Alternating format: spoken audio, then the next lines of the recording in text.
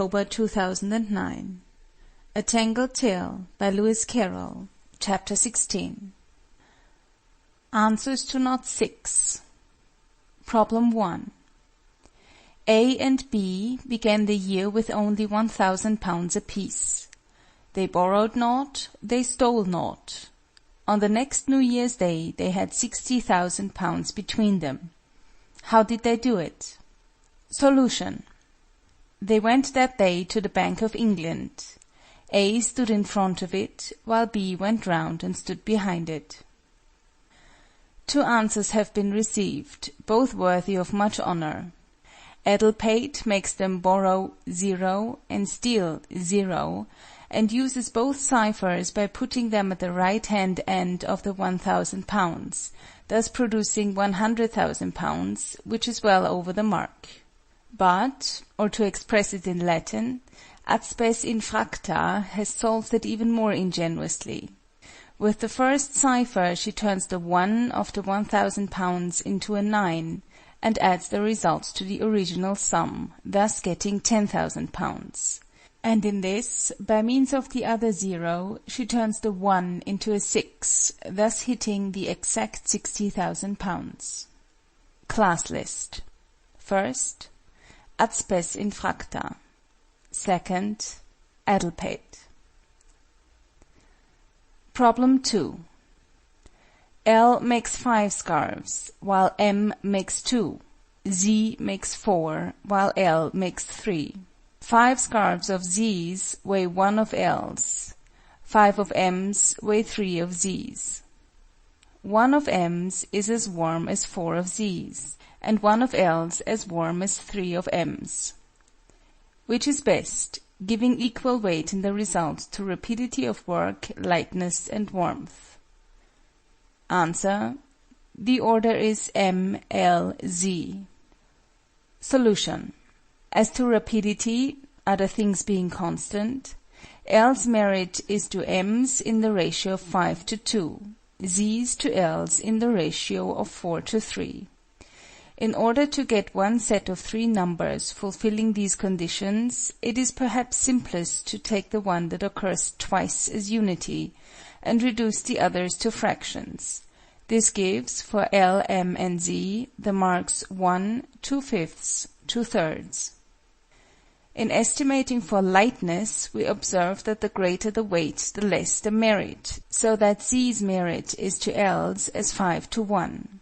Thus the marks for lightness are 1/5, 2/3, 1. And similarly, the marks for warmth are 3, 1, 1/4. To get a total result, we must multiply L's 3 marks together and do the same for M and for Z.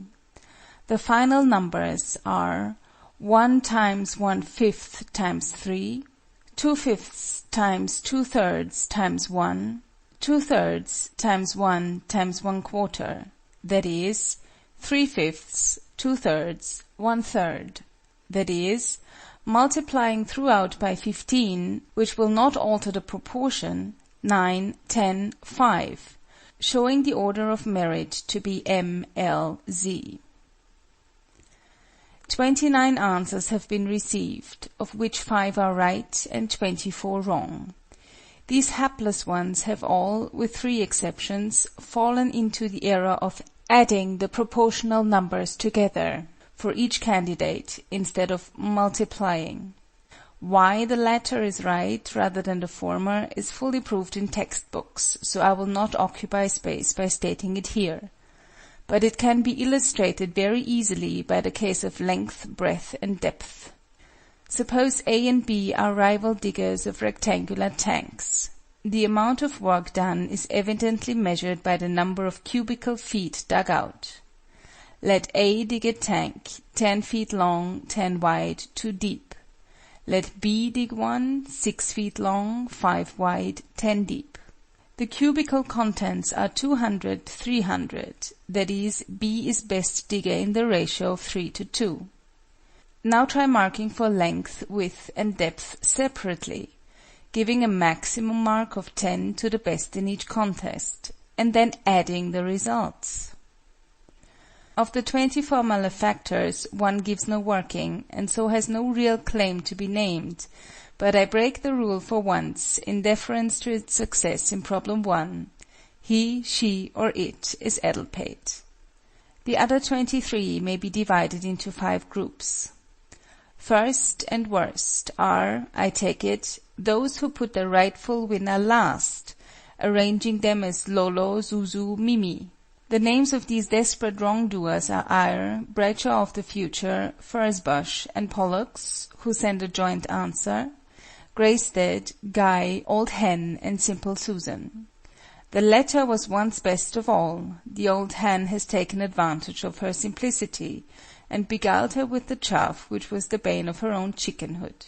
Secondly, I point the finger of scorn at those who have put the worst candidate at the top, arranging them as Zuzu, Mimi, Lolo. They are Grecia, Old Cat, and Rex. 'Tis Greece, but...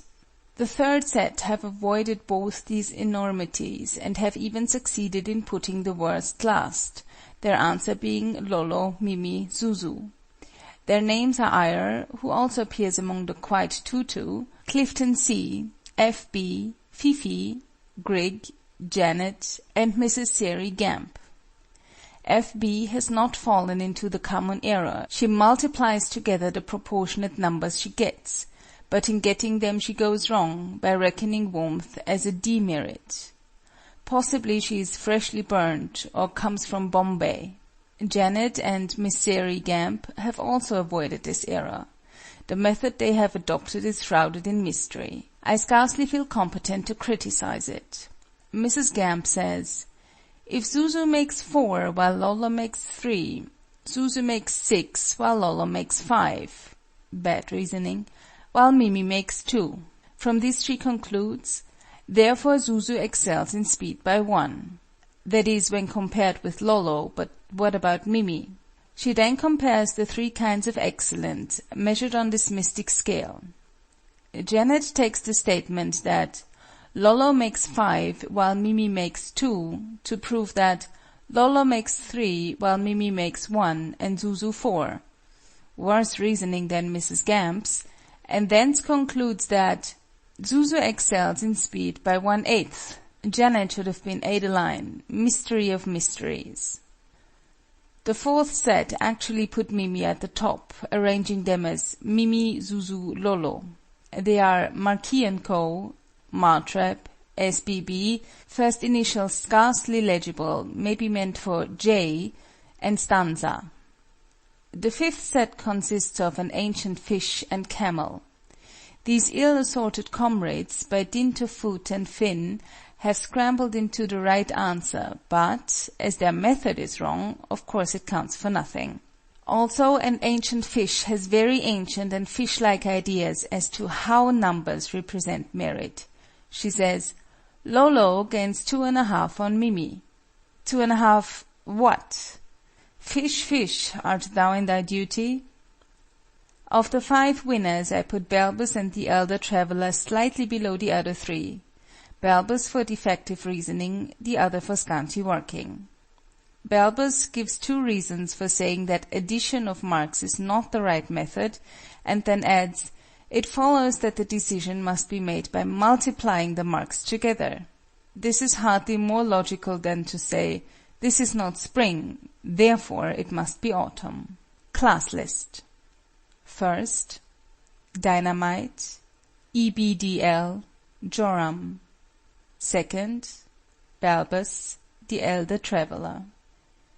With regard to Knot 5, I beg to express to Vis Inertiae and to any others who, like her, understood the condition to be that every marked picture must have 3 marks, my sincere regret that the unfortunate phrase, fill the columns with oughts and crosses, should have caused them to waste so much time and trouble. I can only repeat that a literal interpretation of fill would seem to me to require that every picture in the gallery should be marked. Vis Inertiae would have been in the first class if she had sent in the solution she now offers. End of chapter 16.